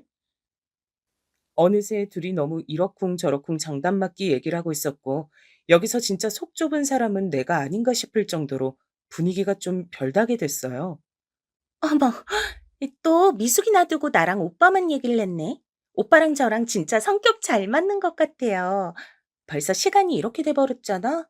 아, 이제 그만 가야겠어요. 미숙아, 미안, 미안. 우리 얼른 일어나자. 나 내일 출근해야 돼. 이렇게 생글생글 웃는 지영이는 제 눈에 이제 더 이상 유쾌하고 밝게만 느껴지지 않았어요. 돌아오는 차 안에서 저는 왠지 모르게 끓어오르는 이상한 감정이 있었고 기분이 계속 나쁘더라고요. 더 속상했던 건 남편은 지영이를 내려주고 난 뒤 저의 이런 기분 상태를 전혀 알지 못하는 거예요. 아, 밥 진짜 배부르게 잘 먹었다. 그 식당에서 3시간씩 있어 본 거 처음이야. 집에 가면 바로 씻고 TV 좀 보다 자야지. 자긴 안 피곤해? 가서 자기 먼저 씻어. 나는 회사에 일이 아직 마무리할 게 있고 메일도 보내고 그렇게 좀 해야겠네. 이처럼 제 기분은 전혀 캐치하지 않고 관심 없는 듯 느껴지더라고요. 저는 속내를 밖에 드러내기까지 시간이 많이 걸리는 편이라 남편에겐 어떤 속상함도 티내지 못했어요. 찝찝한 마음으로 잠들었다가 다음날 엄마에게 이런 마음을 토로했는데요. 엄마는 한창 말이 없이 응, 응 하면서 제 얘기만 듣다가 이렇게 말씀하시더군요. 보니까 이제 네가 좀 말이 통하네. 엄마가 미리 멀리 보고 이런저런 얘기 해주긴 좀 그래서 아유 그냥 옆에서 지켜보느라 얼마나 속 터졌는지 몰라. 너 지영이 기집애랑은 이제 거리 좀 더 바쁘다고 하고 자주 만나지 마. 고깃집에 그런 타입이 꼭 사이에 남자 끼면 그런 식으로 머리 위에서 놀려고 한다니까. 그게 뭐야. 나도 기분 많이 나쁘고 별로긴 한데 엄마 말이 잘 이해가 안 가. 그렇게까지 나쁘게 봐야 돼? 얘는 너 네 엄마가 옛날 얘기하면 무슨 원시 시대 얘긴 줄 알지? 인간은 어딜 가나 많은 군상들이 있는 거야. 엄마가 네 아빠랑 살고 어쩌고 할 때는 그런 애들 없었는 줄 알아? 꼭 저렇게 친구가 괜찮은 남자 만나거나 결혼한 것 같으면 그 상대를 탐내는 것들이 있다니까. 지영이 그것도 그런 기미가 다 보였어. 딱이잖아, 아주. 지영이도 그런 것 같다고? 근데 걔 예전에는 걔가 훨씬 남자친구 많이 사귀었고 나는 걔보다 반에 반도 못 만나보고 결혼한 건데? 왜 그러는지 난 이해가 안 돼. 자꾸 우리 남편한테 오빠 오빠 거리는 것도 이제 거슬려, 엄마. 그러자 엄마는 한숨을 푹푹 쉬시더니 되게 극단적으로 말씀하시는 거예요. 너, 이 말 들으면 또 엄마한테 뭐라 할 것 같은데 어쩔 수 없어. 나는 너 생각해서 하는 말인 거니까. 너 지영이랑 연락 끊어. 아예 보지 마. 김서방한테도 그 가시네 얘기 꺼내지도 말고 물어도 모른다 그래. 그냥 투명 인간처럼 네 둘 사이에서 아예 지워버려. 응? 뭐 그렇게까지 하라고? 왜 그래야 되는데? 남편도 뻔히 연락처도 알고 다 아는데 걔 우리 어머니 연락처까지 알아. 어휴, 별 진짜. 그러니까 더 연락 끊으라는 거야. 기집애가 아주 선을 모르는 척 알고 넘나드네, 여시같이. 그거 내가 쫓아가서 한마디 해야 되나? 하여간 넌 내가 지금 말해줘도 못 알아먹을 테니까 그냥 연을 끊어. 바쁘다 그래, 어? 당시 엄마의 말이 너무 극단적이고 갑작스러워서 전 어제까지만 해도 밥 잘만 먹고 놀던 친구를 끊을 수가 없었어요. 헌데 그쯤 제가 얘와의 관계를 어째야 하나 고민하고 있을 때 말이에요. 마침 지영이도 뭔가 바빠졌다고 얘기를 하더니 한동안 못 봤어요. 그렇게 일주일에 한 번씩 드나들던 애였는데 직장 문제로 바쁘다더니 거의 두세 달을 못 봤거든요. 그런데 갑자기 연락 와서 이런 말을 하는데 듣고 무척 놀랐어요. 미수가, 나 너무 힘들어. 남친이 너무 좋은데 자꾸 싸우고 우리 이러다가 헤어지면 어떡하지? 너가 좀 도와주면 안 될까? 만나자고 해도 계속 피하고 좀 그래. 창호 오빠도 내 남친 몇 번 봐서 아니까 같은 남자로서 좀 보고 도와주면 안 돼? 응? 그게 무슨 말이야? 네 남친 무슨 일 있어? 왜 싸우고 왜 헤어져? 그런데 이때 지영이가 엄청 심각한 얘기를 하는데 저도 순간 긴장했어요. 듣자마자 아무래도 도와줘야겠다는 생각이 들었으니까요. 그게 이 사람 여자가 있는 느낌이 들어. 얼마 전까지만 해도 결혼하고 싶다던 사람이 자꾸 만나는 횟수도 줄이고 전화도 안 받고 말이야. 그러면서 친구들은 잘 만나고 다니더라고. 나랑 헤어지고 싶은 것 같아. 갑자기 이럴 리가 없잖아. 응? 너랑 오빠가 우리랑 같이 좀 만나서 이 사람 좀 떠봐주면 안 될까? 하도 간절하게 부탁을 하고 있었고 이 말투나 내용들을 보니 그간 저의 생각들이 참 한심하게 느껴지는 거예요. 지영이는 이렇게 지 남자친구에게 진심으로 푹 빠져 있고 하나하나 살피고 열을 올리고 있는데 말이에요. 괜히 우리 남편이나 시어머니께 싹싹하다고 제가 참 쓸데없는 의심을 했단 걸 깨달았어요. 그리하여 우리 부부와 지영이와 지영이 남친까지 넷이서 만났는데요. 특별한 소득 없이 지나갔어요. 평소처럼 그냥 같이 식사하고 별거 아닌 대화들을 하다 보니 그냥 시간이 흘러갔는데요. 단지 그 둘을 보내고 난 뒤에 남편의 반응이 좀 그렇더라고요. 당신 그 정우라는 친구한테 되게 친절하더라. 굳이 그럴 필요 있어? 남자들은 그렇게 잘해주면 착각해. 결혼한 여자건 아니건 간에. 아니, 이게 무슨 소린지 모르겠네. 오늘 보통 상황 아니었잖아. 지영이 걱정하는 것 때문에 다 같이 만난 거고, 나도 그것 좀 살피려고 정우 씨한테 커피나 이런 것 좀 챙겨준 것 뿐이야. 여하튼, 나는 그 정우라는 친구 별로야. 지영 씨도 왜 그런 놈을 만나는 건지 원. 허우대만 멀쩡하니 영 실속 없어 보여. 아마 뒤로 여자 둘 셋은 더 만날 것 같은 기생 오랍이야. 만날수록 그렇게 느껴진다니까. 이런 대화를 나누고 나니 전 영 찝찝하고 불쾌한 마음이 들었어요. 저를 생각해서 질투를 하는 건지 아님 그냥 지영이 남친이 같은 남자로서 싫은 건지 구분이 안 가더라고요. 아무튼 다음날 지영이한테 전화가 왔고 전 대강 느낀 바들을 말했어요. 남편이 했던 얘기도 살짝 수위를 낮춰서 말했는데요. 이때 지영이 반응이 왠지 전 거슬리더라고요. 우리 남편 말로는 이 사람이 그런 얘기를 듣고 너무 예민하게 받는진 몰라도 정호 씨가 썩 마음에 안 드나 봐. 여자가 있고 어쩌고 여부야 우린 모르지만 남편 말론 정호 씨가 나한테도 너무 격이 없이 대하는 느낌이라 가벼워 보인다더라고. 아, 우스갯소리로 나한테 딴 생각 있는 줄 알았다면서 뭐라 그러더라니까. 아무튼 이건 그냥 농담으로 넘기고 널 그렇게 심적으로 힘들게 한다면 정리하는 게 좋지 않을까? 이 말에서 갑자기 지영이는 뭔가 불쾌한 듯 목소리가 굳어지더니 바로 이죽거리면서 받아치는 거예요. 제가 뭔가 잘못한 걸까요? 에? 왜 그렇게 말을? 다 떠나서 내 남친이 왜 너를? 그럴 리가 없지. 그리고 너한테? 그거 너무 같다. 내가 있는데 왜 너한테 딴 생각을 품겠어. 말이 되는 소리를 해야지. 나 같은 애를 만나면서 너를? 반대면 몰라도 무슨. 아, 내가 너무 쓸데없는 상담을 했나 보다. 얘기가 한참 산 너머로 가버렸네. 이제 신경 안 써도 돼. 그럼 나중에 연락할게. 안녕. 이러고 전화를 끊어버리더라고요. 저도 제가 별 얘기를 다 했나 싶었지만 지영이의 저 말에는 은연중 저를 무시하는 듯하게 느껴지더라고요. 여자로서의 입지론 자기가 더 우위에 있다는 느낌을 받았어요.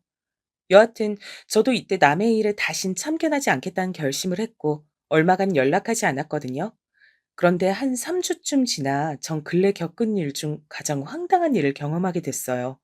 모르는 번호로 전화가 왔길래 받았는데 순간 너무 놀라서 말이 안 나오지 뭐예요. 네? 누구시라고요?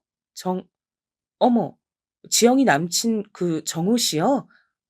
네네. 저기 무슨 일이세요? 그게, 음, 저랑 지영이 며칠 전에 헤어지게 됐어요. 우리 이제 안 보게 됐거든요. 아무튼 그걸 떠나 시간 좀 되실까요? 제가 미숙 씨 좀 따로 뵀으면 하거든요. 이게 뚜렷한 용건이 있는 건 아니지만 아무튼 좀 뵐 수 있을까요? 전 여기서 이상한 낌새가 느껴져 얼른 전화를 마무리 짓고 끊었고요. 너무 당황스럽고 상담할 곳이 없어 친정 엄마에게 연락을 했어요. 엄만 듣자마자 아주 펄펄 뛰셨죠. 얘, 얘 너 전화 잘 끊어버렸다. 그거 미친놈 아니야. 아니, 여친의 친구가, 아니, 그냥 친구도 아니고, 결혼해서 남편까지 끼고 넷이 만났으면서 뭘 따로 봐? 그런 놈이니까 지영이랑 헤어졌나 보구만. 됐어, 이제. 그놈도 차단해버리고 다 삭제해버려. 지영인 뭐 그딴 거나 만나가지고 너한테 이렇게 민폐를 끼치냐? 그러게, 내가 뭘 했어. 지영이라도 인연 끊으랬지? 말을 안 들어, 너는. 결국 좋은 소리를 못 들었고 이래저래 저도 고민이 많아지던 차 갑자기 엄마가 이런 말을 하시더라고요. 사실 나도 오늘 너한테 전화하려고 했어. 엄마 손목 별로 안 좋은 거 알지? 이번에 계단 내려가다가 그놈의 손목으로 잘못 짚었다가 미끄러져서 굴렀지 뭐야. 그렇게 심각한 건 아닌데 혹시 다른 데도 큰일인 거 아닌가 해서 병원 가봐야 되거든? 너 시간 되면 같이 좀 갈까? 순간 저는 제 얘기만 하느라 엄마의 근황을 이렇게 들은 게 너무 미안하더라고요. 서둘러 남편에게도 전화해서 얘기했고 기왕 이렇게 된 거 이틀 정도 엄마에게 가 있기로 했어요. 어, 장모님 아프시구나. 그래. 간 김에 말 맞다나 이틀 정도 자면서 좋은 시간 보내고 와. 내가 뭐 도울 것 있으면 연락하고. 수요일쯤 내가 연락할게. 데리러 가면 되지 뭐. 이렇게 의외로 남편은 신혼인데 제가 친정서 자고 온다는 걸 너그럽게 봐주더라고요. 사실 저랑 남편도 지영이 남친과 넷이 만나고 괜한 설전을 벌인 후 왠지 모르게 좀 대화가 적어진 편이었어요. 일단 친정 다녀와서 남편과 시간을 좀 보내야겠다는 생각을 했는데요. 그리고 엄마네 가서 같이 시간 보내는데 역시나 우리 부부 사이를 물어보시더군요. 니네도 얼른 애기 가지고 해야지. 그리고 남편이랑 대면대면한 상태였으면 여기로 오면 안 됐어. 어떻게 부부 사이 좋게 해결 보고 왔어야지. 김서방은 내가 볼 때 참 무뚝뚝해 보여. 그런데 너도 똑같이 그러니 뭐 문제가 생겨도 소가리만 할 것들 같단 말이지. 좌우지간 너 오래 있을 것 없어. 내일 그냥 집에 가. 나 괜찮으니까. 엄마는 한사코 등 떠밀며 가면서 저를 빨리 가라고 보냈고 이런 쓸데없는 야단이 기가 막혀 그냥 집에 왔는데요. 음, 이날 비밀번호를 누르고 집에 들어가던 그 순간은 저는 뭐라고 말하면서 설명하면 좋을지 모르겠네요. 다시 그 전으로 돌아가고 싶은 건지 아니면 그런 일이 있어서 잘 됐다고 해야 하는 건지 모르겠지만 아무튼 그날 저는 문을 열고 들어간 제 집에서 어마어마한 영화 같은 장면을 맞닥뜨리게 되었답니다. 절 제일 먼저 반긴 건 다름 아닌 지영이었답니다. 어, 미수, 미수가, 너 내일 온다고, 아니. 그렇죠. 이렇게 저를 알아보고 인사해줬어요. 제 집에서. 이 집에 몇 번이나 놀러 왔지만 비밀번호 같은 건 알 리가 없을 테니 당연 누가 열어줘서 들어왔을 테고 얘가 저도 없는 우리 집에 이렇게 온 건 깜짝 파티라도 열어주러 온 것이었을까요? 그랬으면 현재 제가 이렇게 홀로 서 있는 입장이 되지 않았을 텐데 말이에요. 그리고 지영이는 뭔가 이벤트 해주러 왔다거나 단순히 집에 방문한 손님 같아 보이지 않고 이제 막 씻고 뽀얀 얼굴로 제 샤워 가운을 입고 서 있었어요. 저는 그 모습을 보고 짧게 읊조렸어요. 아, 안방에서 씻고 나왔네? 내 옷을 입고 있어? 화장대에 걸쳐둔 거 그거 주워서 입었나 봐. 그거 빨아야 되는데 그냥 두고 나간 건데 딴 거 입을래? 그러자 지영이는 뭔가 잘못한 게 있는 사람처럼 바들바들 떨면서 마치 귀신을 본 양 말을 몇 번이나 더듬는 거예요. 씻고 나와서 추웠던 건지 입술을 막 떨고 있었어요. 미, 미수가, 그게 아니라, 그게, 아니, 잠깐만.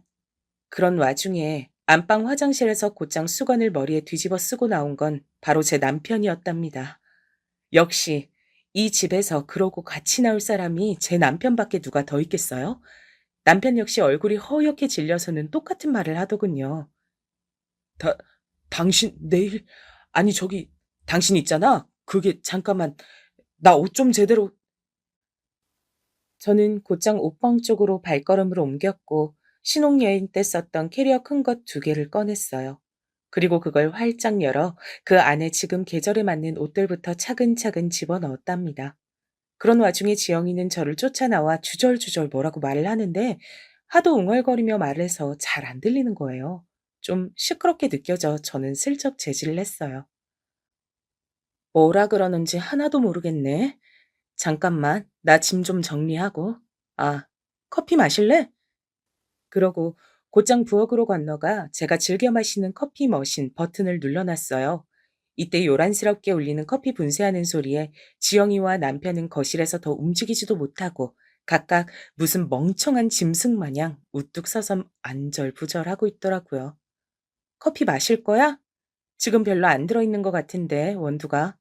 일단 나 먼저 마신다. 제 말에 남편이 넋이 나간 얼굴로 소파에 크게 주저앉았고 그 광경을 본 지영이는 곧장 제 앞쪽으로 다가오더니 옷을 잡더라고요. 미수가, 잠깐만, 나 말할 시간 좀 주라, 응? 너 많이 화난 거 알아. 할 말 있을 거 아니야, 너도. 얘기 좀 하자, 우리. 잠깐, 하던 것 좀 멈춰봐. 뭔 얘기를 해? 니네나 하던 거 멈추지 말고 잘 놀든가. 아, 내가 자리 피해줘야 되지? 나 이것만 마시고 금방 간다니까. 있어, 있어. 편하게 있어. 나 간다. 그러고 저는 커피잔을 들고 살살 식힌 다음 바로 후룩 마시고 싱크대에 쿼당하고 처박았어요. 다시 생글생글 웃으며 옷방으로 넘어가 캐리어 안에 옷들을 넣었고요. 우걱우걱 다 집어넣은 다음 캐리어를 딱 세워서 자글자글 바퀴 굴러가는 소리가 나도록 바닥에서 끌었답니다. 남편은 아예 머리를 쥐뜯으며 고개를 무릎에 파묻은 상태였고 전 그대로 나가 현관에서 신발을 신고 있는데 지영이는 이내 저에게 화를 내며 소리 지르는 게 아니겠어요? 야, 김미숙! 너 뭐야? 네가 뭔데 지금 그렇게 잘난 척이야? 네가 그렇게 잘났어? 화라도 내. 지금 너 억지로 괜찮은 척, 화 안 난 척 생떼 쓰는 거 다 보여. 이제 막 현관문을 열었던 저는 그 말에 곧장 지영이를 노려보았고 그 상태로 여전히 웃음이 나와 참기 힘들더라고요. 그리고 이윽고 말을 해주었네요. 대단하다 너. 나한테 그런 말 할 정신도 있구나. 하긴 이제부터 얼마나 초조하겠어. 친구였으니까 조언 하나 해줄게. 너 곧장 산부인과 가보는 게 좋을 거야. 요가 강사한다고 몸이 재산이라던 애가 어떡하냐 이제? 부인과 병 걸려서 제대로 뭐 운동하면서 사람 가르치고 할 수 있겠어? 제 말에 지영이 얼굴은 울그락불그락하다 못해 아주 무지개색이 될 지경이더군요. 억지 부리지 마, 너. 지금 이글이글 열받아서 나한테 엿먹이려고 뻥치는 거잖아. 진짜 추하다, 너. 화낼 거면 화내봐. 자존심 상한다고 얘기해보라고. 내가 먼저 얘기해볼까? 창호 오빠가 먼저 연락했고, 난 오빠가 하도 매달려서. 아, 됐어. 나 그동안 대충 눈친 챘어. 너 예전부터 내 거 쓸만한 거 있으면 맨날 달라 그러고 따라하고 가지려고 난리를 쳤잖아. 설마 설마 했는데, 야, 어떻게 결혼식까지 와서 가방순이하고 다 돕던 년이 친구 남편까지 잡아챌 생각을 해? 화를 내라고? 화는 진즉 그간 네가 내 남편이랑 아슬아슬 감정 타기 하면서 나 놀리는 거 느끼면서 그때 실컷 지옥이었어. 제 말에 남편은 일어서서 저를 아주 애원하는 눈으로 보며 비굴하게 쭈뼛거렸고 지영이는 자기가 생각했던 반응은 아니었는지 눈이 마구 흔들리더군요. 근데 너 진짜 멍청하다. 적당히 연애하는 기분만 내고 끝내던가. 끝까지 가버렸어. 기어코? 그런 거 안 했으면 끝까지 나 놀려먹고 속으로 비웃어가면서 여자로서 입지는 내가 너보다 한 수 위라고 우리 남편 감정 잔잔하게 이용해가며 놀 수 있었을 거 아니야. 얼마나 재밌어 그거. 그치? 너 그동안 재밌어 죽겠었지? 어? 이때부터 지영이는 마구 일그러진 누군가와 싸우기 직전에 그 사나운 표정을 짓고 절 쏘아보며 이를 막 갈더라고요. 얼씨구. 왜? 어머 어머 무서워서 어떡하냐 나? 뭐라도 던질 기세네. 하여간 그렇게 적당히 놀고 말든가. 왜 잠자리하고 끝까지 갔어 이 멍청아. 아휴 이제 우리 남편도 아닌 그냥 저 사람 말이야. 몸에 아주 균이 드글드글하거든. 나 부인과 치료 꾸준히 받고 있었고 아기 갖는 거 좀 시간 늦춰야겠다고 너한테 상담했던 것도 그것 때문이거든. 이 말에 지영이 동공은 엄청 확장되는 듯했고 남편은 제가 본인한테 상담 안 했던 얘기라 그런지 놀라서 뭐라고 반박하려 들더군요. 입 다물어. 입 열지 마 당신은. 그간 내가 거부한 건 다 원인이 당신 때문이었던 거야. 그것도 모르고 발정이 나서 와이프 친구한테 그 더러운 균을 또 옮기고 있었어? 하여간 당신도 당신이다. 지영이 넌 어쩔래? 내 뒤통수 치려다 너는 온몸이 박살나게 생겼네? 불쌍해서 어째? 내가 써보고 버린 쓰레기를 네가 다시 굳이 주워가서 쓴다는데 뭘 맞겠어. 잘 써. 또 버리면 안 된다. 그러고 저는 캐리어를 질질 끌고 곧장 엘리베이터 버튼을 눌렀고 어안이 벙벙한 멍청이 둘을 두고 사라졌어요. 사실 저도 심장이 두근두근하고 미칠 것 같았는데 어쩌다 그런 대처를 했던 건지 스스로도 놀라울 지경이었네요. 맞아요. 이미 저는 충분히 머릿속에서 지옥을 오랫도록 겪어왔고 그 실체를 그날 눈으로 본 것뿐이었어요. 부인과를 다녀 남모를 고민을 안고 있던 것도 사실이었고요. 그렇게 저는 친정집에 왔고 엄마는 제 등을 마구 때려가며 화를 내셨네요. 이거사, 내가 그렇게, 아유, 이것들 어디 있어. 쫓아가서 다 쥐어 뜯어놔야겠다. 지영이 고년, 내가 그렇게 지한테 잘해줬는데 기어 이 사단을 내? 이걸 죽여 살려? 저도 새삼 들으면서 뒤늦게 분노가 밀려와서 속이 울렁울렁거리더라고요. 뻔뻔스럽게 내 옆에 붙어선 우리 집을 그렇게 드나들고 내 남편과 아슬하게 간보며 감정선을 타는 것 같더니만 그게 그저 단순한 예감이 아니라 진짜였다니요. 몇 번이나 캐치되는 뭔가가 있었지만 생각해보니 안타깝게도 그건 심증이었을 뿐 진짜 실물 증거는 못 되더군요. 엄마도 마침 이때 물으셨고요. 잠깐만 말이야. 너 증거 있어? 사진도 찍고 그러고 나온 것도 아니고 몸만 싹 나온 거 아니야. 아유, 뭐라도 어떻게 해놨어야 하나? 아유, 아유, 억울해 진짜. 그 말에 저는 정신이 번쩍 들었고 머릿속에 떠오르는 사람이 하나 있었어요. 누건 뭐건 간에 붙잡고 증거할 것만 제가 잡아내서 지영이와 남편을 정말 자근자근 숨도 못 쉬게 조이고 싶었거든요. 시간이 갈수록 저는 온몸에 분이 차올라서 머리에서 연기가 나지 않을까 싶을 정도로 점점 참기 힘든 상황이었어요. 그리하여 지영이 전 남친에게 연락을 한 거예요. 그 전 연락은 제가 야멸차게 끊어버렸는데 먼저 하려니까 좀 조심스럽더라고요. 아무튼 어렵게 전화를 걸었어요. 안녕하세요. 저기, 저번에 뭔가 할 말이 있으신 듯 했는데 그게 뭔가 해서요. 특별히 저한테 하실 말씀이라도 있으셨던 건가요? 이렇게 물으면서도 저는 만약 제 남편과 지영이의 한에 관련된 게 아니라 쓸데없는 용건이면 단칼에 자를 생각이었어요. 좀 떨리는 마음으로 꽤 불편한 상태로 연락해 봤는데 역시는 역시였답니다. 아, 안녕하세요. 사실 저도 그때 연락드리면서 조심스럽더라고요. 편하게 연락할 관계는 아니니까요. 근데 좀 외람되지만요. 거기 그쪽 남편분이랑 지영이 이렇게 말씀드리면서도 죄송하지만 그것 때문에 할 얘기가 있던 거예요. 솔직히 저도 잊어보려고 했는데 너무 분이 안 풀려서요. 여기서 저는 눈이 번쩍 뜨였고 심장이 쿵쿵쿵 뛰더라고요. 뭔가를 찾았다는 생각이 들기도 했고 반면 내가 그동안 의심해오던 불쾌한 상황들과 내가 직접 눈으로 봤던 증거 외에 뭔가를 또 보게 되는구나 싶어 일단 마음을 단단히 먹었어요. 얘기를 좀 나눠보니 이분은 훨씬 일찍 눈치를 챘더군요. 저는 진즉 알 수밖에 없었죠. 지영이네 집 자주 드나들었고 서로 핸드폰도 수시로 보는 사이였으니까요. 언젠가부터 안 보여주려고 했고, 아무튼 그들 관련해서 필요한 증거가 필요하시면 당장 보내드릴 수 있어요. 여기서 저는 침이 꿀꺽하고 넘어가더라고요. 일단 숨을 고르고 다시 들었어요. 안 그래도 제가 지영이랑 헤어진 건 걔가 그쪽 남편분, 그니까 창호 형님 이랬던가요? 그분과 몰래 연락하는 카톡을 봤거든요. 비밀 메시지로. 그래서 제가 먼저 4시 만나게 해달라고 요청했고 말은 안 하고 그날 그 형님 하는 낌새를 살핀 것뿐이에요. 그럼 정훈 씨가 만나자고 그 자리를 만드셨던 거예요? 저보고는 그렇게 말 안 했거든요. 정훈 씨한테 여자가 있는 것 같다고 좀 봐달라면서 4시 만나자고 했던 거예요. 근데 아니었나 보네요. 이 말에 이분은 왈칵 화가 났는지 못 참으시더라고요. 뭐라고요? 제가요? 웃기네요, 진짜. 제가 자기를 의심하니까 본인이 먼저 나서서 별 사람 아니다, 증명해주겠다, 그랬던 거예요. 그래 놓고 뭐요? 저한테 여자가 있어요? 와, 기가 막히네요.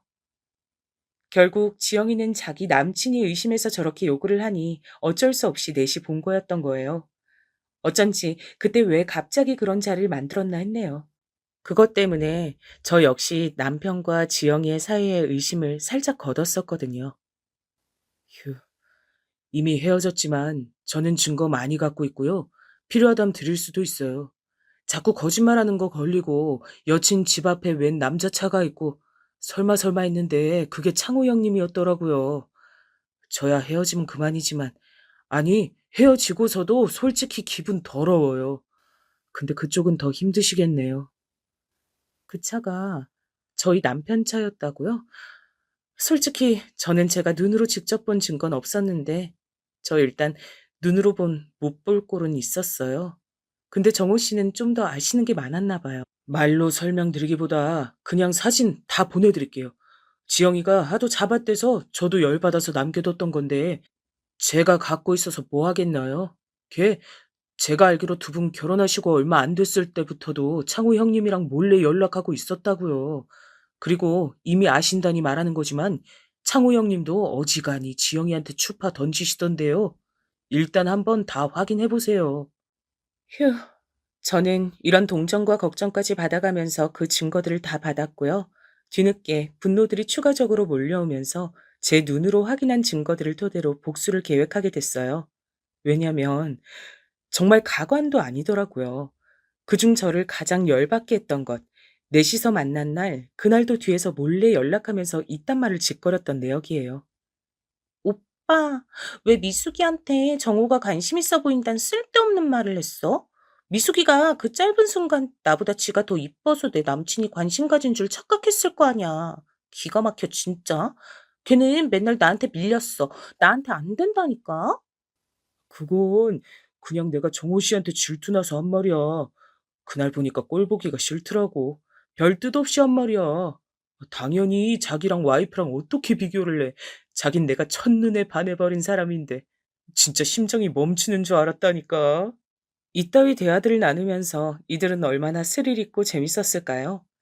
계속 우리 남편이며 심지어 시어머니한테도 생글생글 웃어가며 계속 알짱거리던 지영이. 저한텐 전혀 그런 의도가 없는 듯 아주 뻔뻔하게 굴었어요. 저희 엄만 제발 조용히 끝내라 했지만 전 그러고 싶지 않았어요. 엄마, 나 평생을 인연한테 당한 기분이야. 이건 친구가 아니라 금수반도 못하고 짐승도 비교하기 불쌍할 정도야. 친구랍시고 보냈던 날들은 내가 지보다 못나 보이니까 편해서 어울렸던 건가 봐. 심지어 남편까지 불러서 관계까지 가져? 나는 좋게 끝내주고 싶지가 않아. 아유, 모르겠다. 네가 내 말을 언젠 들었냐? 그럼 다 됐으니까 너한테 손해만 안 가게 일 더 안 커지게 마무리 잘 해봐. 그렇게만 된다면 뭐가 문제겠어.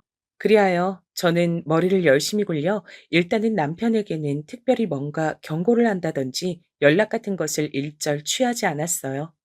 남편은 계속 안절부절 제 눈치를 봤고요.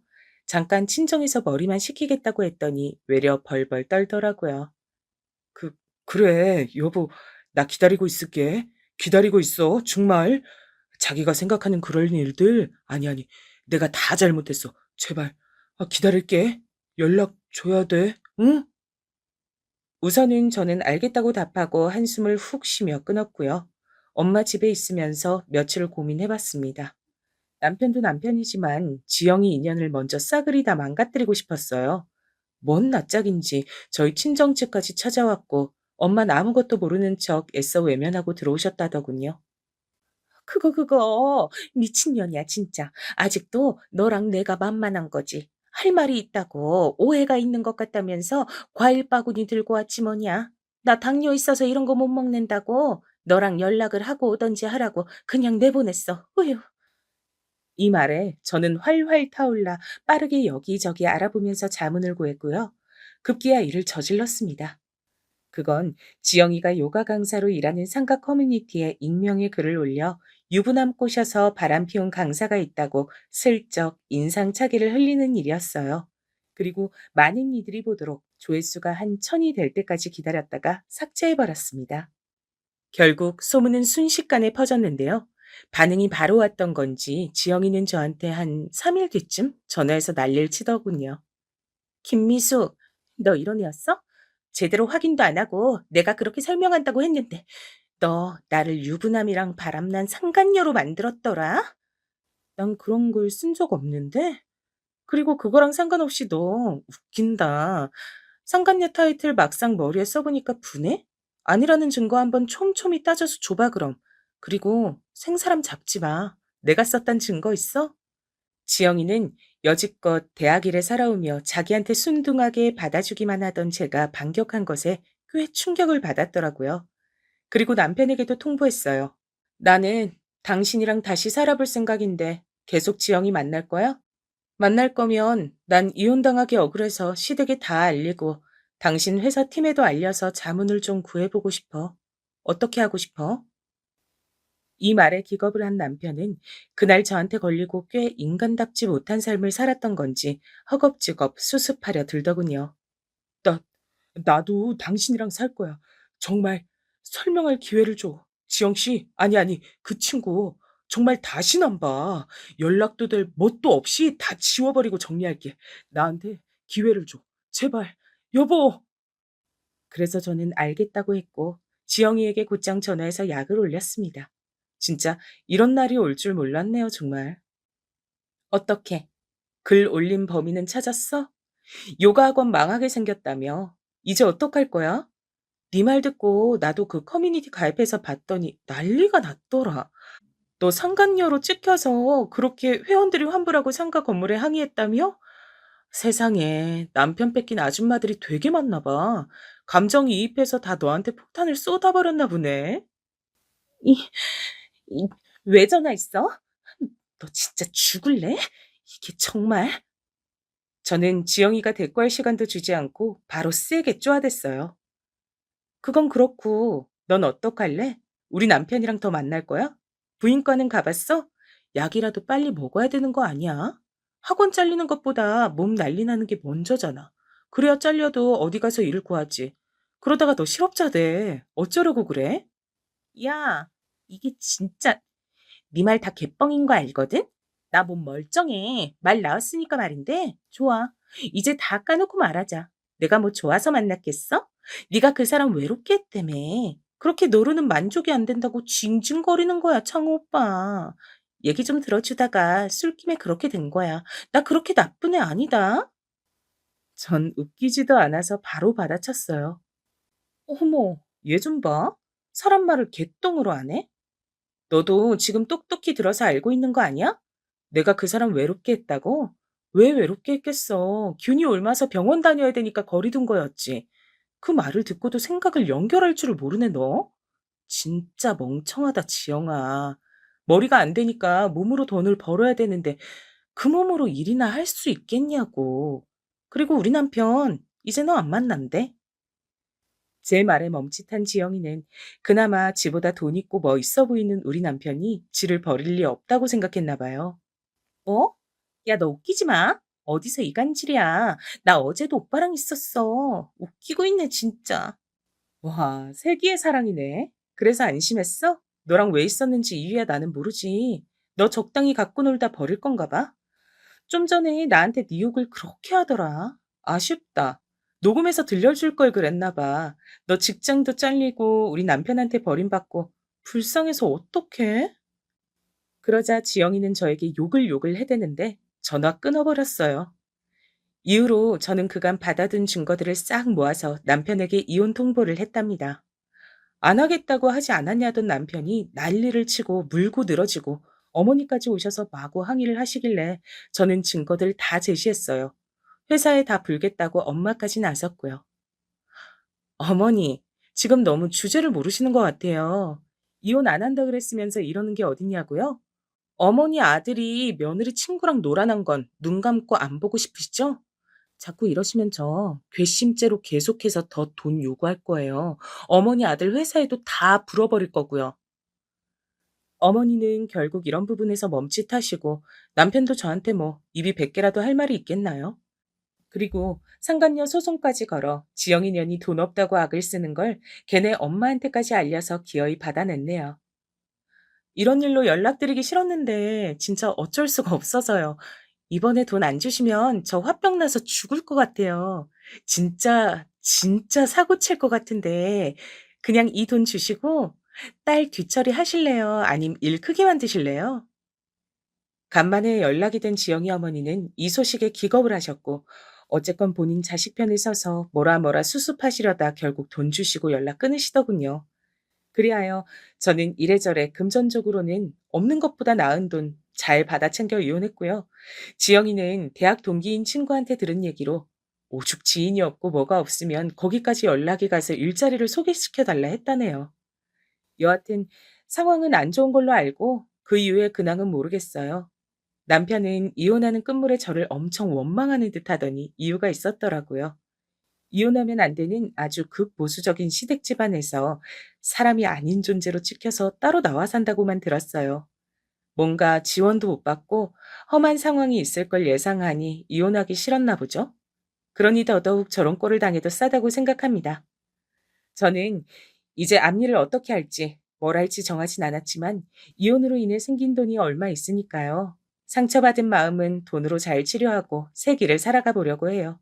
그럼 모두들 건강하시고 아프신 분들 없길 바랍니다. 감사합니다.